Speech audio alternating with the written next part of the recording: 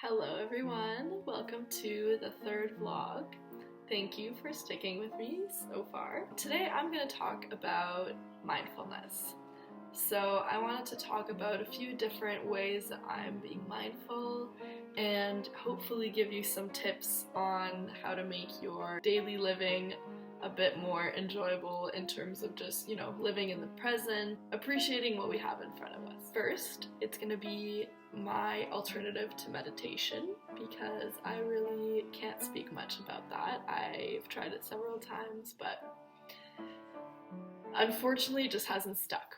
I'm also going to give you some advice on how to live in the moment, and the third one will be how to properly plan your week and plan your goals and plan what you want to be doing. So let's begin with my alternative to meditation. I know it's pretty similar, but I tend to journal a lot more than I meditate. I meditated maybe 5 different sessions in my life. One of them was through Headspace, where I did like the 10-day meditation challenge where you meditate every day for like 10 to 15 minutes, and it was really nice.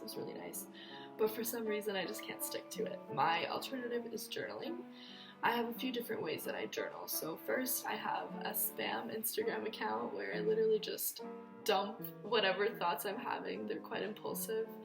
Stories about my life, funny things that are happening, just keeping my friends updated. There's only like a few people that follow me, so I won't be sharing that handle on here.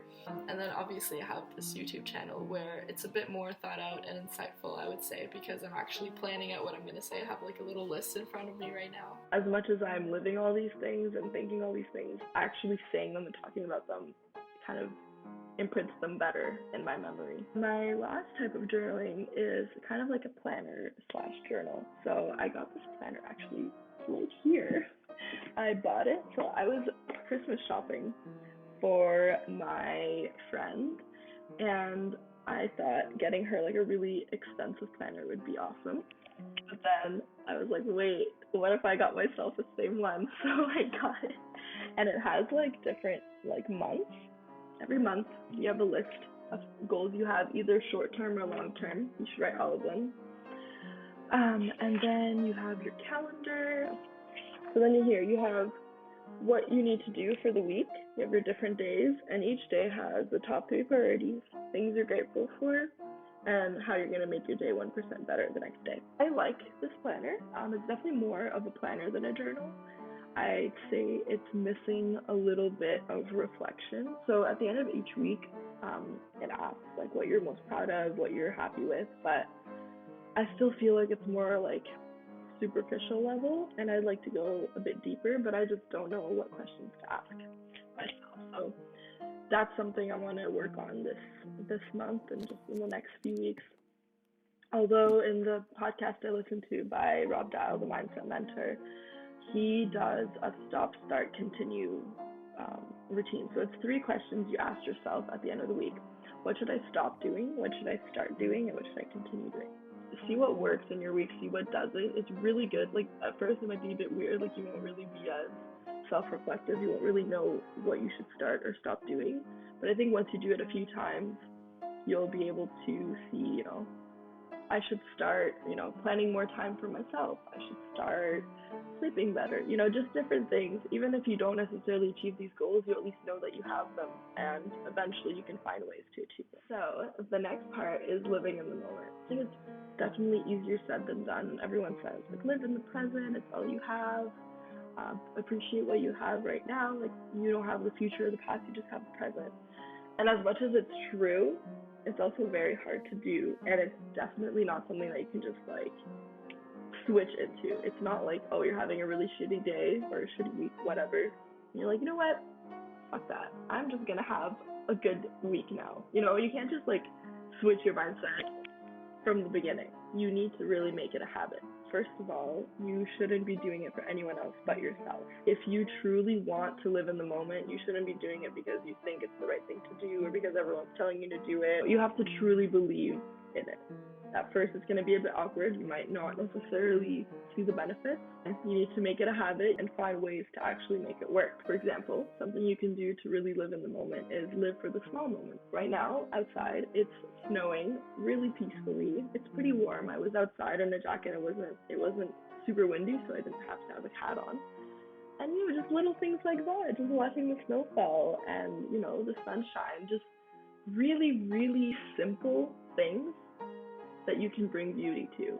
And that's enough to appreciate living in the moment. A way to live for the small moments is to be in nature as much as possible. Because when you're in nature, you really don't have much else to think or much else to appreciate besides what's in front of you. You might have beautiful trees, beautiful animals, the fresh air, like the feeling you have when you breathe it in, the feeling of going up a hike and getting to the top of the mountain or the top of the hill. All these biological things can help you really focus on the moment. It's true that when you go for a hike or a walk, you might still, even though your physical body is feeling really good, you might still have a lot of thoughts in your head. You might just be worrying about what the week is going to bring and everything that's coming.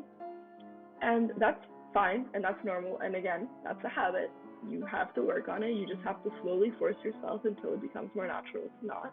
Even if you have these thoughts in your head and all these distractions, you eventually can get your internal to align with your external. Before I started living in the moment, I still appreciated the little moments, but I didn't realize I was doing it. And I think it's because it's not a common thing to appreciate small things that happen. So for example, when I wake up and I open my window, I wake up pretty early, like 7:30, and the sun is shining on half of the buildings in front of me. So the sun is really yellowish orange at the top and then it's dark at the bottom. And I just find that so beautiful.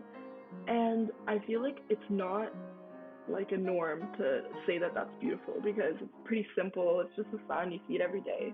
And I think that's the mistake we're making. We think, oh, well, it happens every day, so why should we bring attention to it?